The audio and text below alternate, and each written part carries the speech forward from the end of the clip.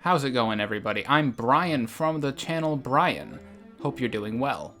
We're running out of weeks in the year, so I'm really quickly just going to talk about some movies that came out earlier but didn't fully review. As I go along, the movies will increase in quality, ending with my favorite of these films. I won't be going into as much detail as I usually would for the sake of time, but you get the idea. Let's go! The worst of these movies being Vivarium. It's disappointing this movie turned out as bad as it is because the trailer made it look kind of interesting. It reminded me of what The Truman Show would look like if it was a horror movie. What you see in the trailer is basically the first half hour, and it's no surprise these are the parts of the movie it decided to show. It's where the acting is best, where the shot composition is the most creative, and the cheapness of the visual effects actually worked to the film's advantage in creating an otherworldly atmosphere. I don't want to fall back on overloaded Matrix fallacy, but this was done in a way that seemed deliberate. However, once it gets into the actual story, Vivarium is nothing but missteps, tropes, and failures. A big problem is that this film is needlessly bleak. It doesn't have a worthwhile statement to make that benefits any from this. It's incredibly cliched and spreads itself thin between the half-dozen or so themes it tries addressing. Each scene dedicated to a specific one serves as a setup for a payoff that never comes. It's not like it only fails when you compare it to The Truman Show. This is an idea Spongebob did 1,000 times better in 11 minutes. And Over the Hedge did this commentary better. Imogen Poots and Jesse Eisenberg don't have nearly enough development. The kid they're forced to take care of is one of the most annoying characters in anything. I genuinely cannot think of a more obnoxious character and performance in recent memory. Vivarium asks a lot of you, patience being at least in the top half, but it teases some kind of earth-shattering reveal at the end that if you just stick with it, will thrill you. If you know what a vivarium is, then the big picture of what's going on should be understandable. But when it's all over, it turns around, smacks you in the face, and then the credits roll. There is no big reveal, just more cryptic bullshit. This is Jordan Peele for the Live, Laugh, Love crowd. Screw Vivarium. 3 out of 10. The second worst movie I watched was The Old Guard. Now, as far as I'm concerned, Charlize Theron never needs to do anything good ever again after Mad Max Fury Road, and I'll still think she's talented. The premise of Theron as part of an immortal team of mercenaries, I guess, seems really hard to screw up.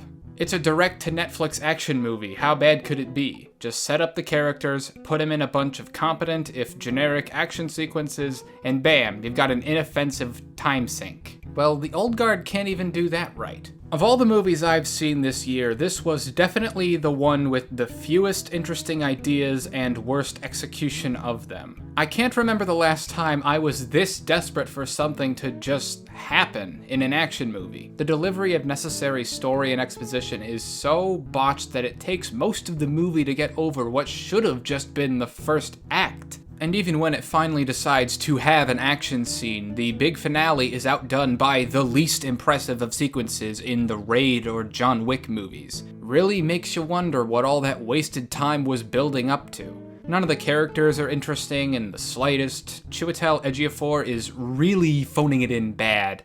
The villain is basically Riz Ahmed's character from Venom, but less campy, and the soundtrack choices clash so hard with the overall tone. Every song sounds like it was plucked from a Spotify pop R&B trending list. Given its utter lack of ambition, it is also way too long, until you get to the end and its sequel baits you. They want this to be a franchise? Screw cuties, Netflix pushing The Old Guard as a franchise should be the thing people are most upset at them for. I'm gonna give The Old Guard a 4 out of 10. Might have gone lower if they bothered to actually give me material to review.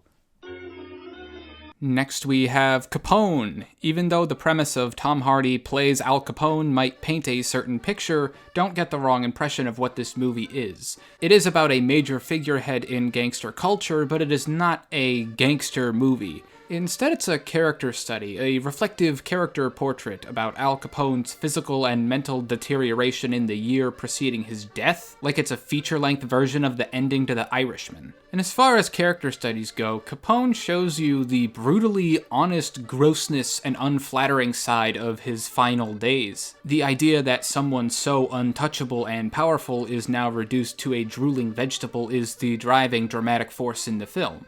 It actually starts off fairly strong, but as it goes on, the less it has to show for itself. The movie tries to manage a few different plot heads, but their execution is so plainly presented and don't amount to much anyway. The central idea of Capone grappling with his past image is bold and welcome, but Tom Hardy's clear dedication to the role backfires so incredibly badly. His hilarious gargling voice and constant grunting made for numerous moments of unintentional comedy. I know John Travolta gets a lot of flack for his role in Gotti, but as far as biopic aging gangster roles, Hardy is so much worse. I'm going through Tom Hardy's career in my head, and I genuinely cannot think of a worse performance. What's interesting is Capone was directed by Josh Trank, who also directed the latest Fantastic Four remake in 2015, and that's another movie that tried having a unique genre-bending angle that doesn't amount to anything either. Trank, the heck you doing over there? Maybe write an actual script for your ideas. It's shot and lit pretty well for this angry, moody atmosphere, so I guess there's that. When Capone gets more into the psychedelic side of his reckoning, that's where the movie comes into its own. Not the bog-standard family drama or the filler police investigations. But when it's all said and done, Capone is a movie that really deflates into a slog as you realize it has nothing to say or any idea how to say it. And I'm giving Capone a 4 out of 10. The next movie I watched was Project Power. This movie is really dumb. I guess the best comparison I could come up with in terms of the actual filmmaking is that it's Nerve, but for dads. Just like Nerve, Project Power is full of thin and annoying characters, predictable story arcs, cringy attempts at humor, obnoxiously amateurish cinematography and color. You'd think the premise of a drug giving people short bursts of superpowers would liven up the action scenes a little, and sometimes it does. Any movie where Machine Gun Kelly turns into a fire monster is hard to label as having no good qualities. It's just that what's supposed to invest you in anything is paper thin, and it takes itself way more seriously than it has the right to. A character who's a teenage black girl has several scenes where she raps, and I got flashbacks to The Visit. It's obvious it's written by somebody who looks like this. Outright embarrassing parts like those bog down the movie a lot, but in terms of delivering on a premise and getting the plot going, this is way more of what the old guard should have been. At least we're given multiple scenarios and action scenes to deliver on its premise. At least it doesn't take forever to nudge the plot forward. It has one or two moments that are genuinely interesting. It's still a spotty, mediocre, disposable action flick, and there's 1,000 ways it could have been improved, but forgot where I was going with this. This could just be an overly lofty no-brainer, but this needed like an Edgar Wright or something. Somebody who can balance the action, the comedy, has a fresh filmmaking angle, and we know can get a great performance out of Jamie Foxx. I guess I'd recommend Project Power if you need something on in the background at a party, but if you're at a crowded party right now, I have bigger concerns for you than what's on your television. I'm thinking Project Power gets a 4 out of 10, which is still not good. Next up is The Trial of the Chicago 7, written and directed by Aaron Sorkin. If I can visualize for you my script, written should be spelled with a capital W, because there is not one screenwriter in Hollywood besides M. Night Shyamalan who's more disproportionately proud of their writing. Not saying he's bad, but I'm just saying he thinks quite highly of himself. It takes no effort to pinpoint the lines and quips Sorkin thinks are so unbelievably clever, because each of them hangs in the air like somebody who rehearses their political opinions in the shower finally found 6 seconds of open air in a Discord conversation between their limited pool of friends. This self-aggrandizing, immersion-breaking line delivery and pacing of scenes is evidence enough Sorkin is the kind of writer who should never be allowed to direct his own stuff. If you like his script, I hope you never forget that he's a good writer if you get David Fincher, or Danny Boyle, or Rob Reiner. People who could maybe make a Max Landis script watchable. Especially given the subject matter, all I was thinking when watching this was how much I wished Catherine Bigelow was in charge. All I know is he can't do this forever. At some point, Sidney Lumet is gonna bust out of his grave and beat the shit out of Aaron Sorkin. It's a shame, because I actually really appreciate how this movie is structured. In between the numerous courtroom scenes, the movie flashes back to what happened during the protests, and the editing and positioning of these flashbacks break up the narrative quite well. Every bit of information revealed builds well to the conclusion. Sacha Baron Cohen is the only character 100% believable in their role. The true story material behind this trial is incredibly shocking and powerful, but the characters are unchallenging monuments to their real-life counterparts, as is the whole movie to the real story. And I'll give The Trial of the Chicago 7 a 5 out of 10. Next is Horse Girl. The entire first half of the movie is indistinguishable from a trite, awkward indie movie, like something that would have come out a few years after Garden State. Many of the characters seemed really overwritten and directed to try and make them quirky, but Alison Brie holds the film together as her performance steals the entire show.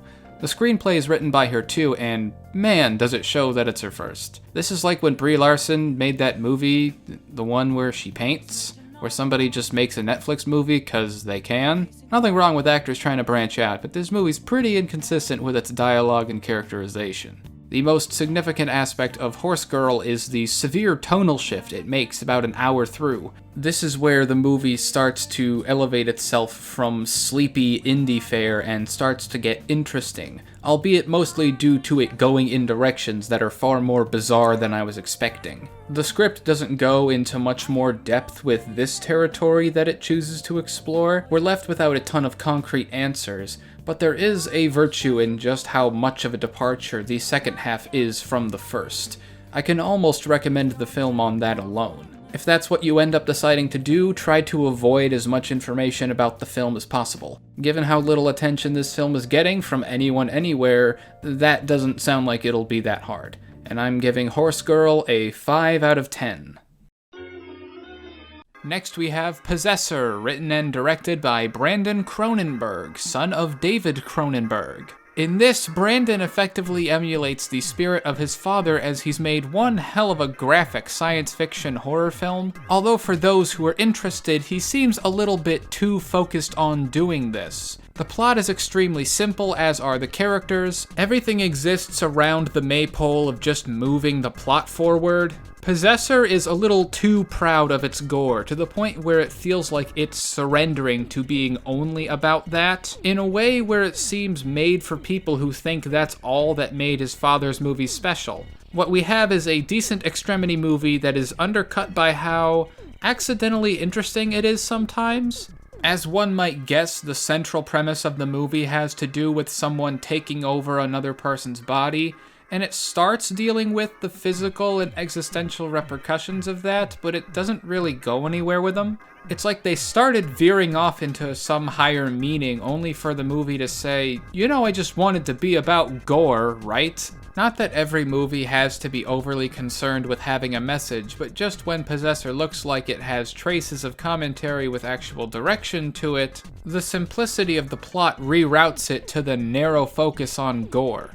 It is quite stylized with its editing and use of color, so maybe that will carry your enjoyment more than it did mine. If you're just looking for some admittedly excessive gore and practical effects, and some almost B-movie-like production value, then you'll probably get a lot out of Possessor. I recognize the merit here, even if I didn't care about anything that was happening, and I'm thinking a 5 out of 10 for Possessor.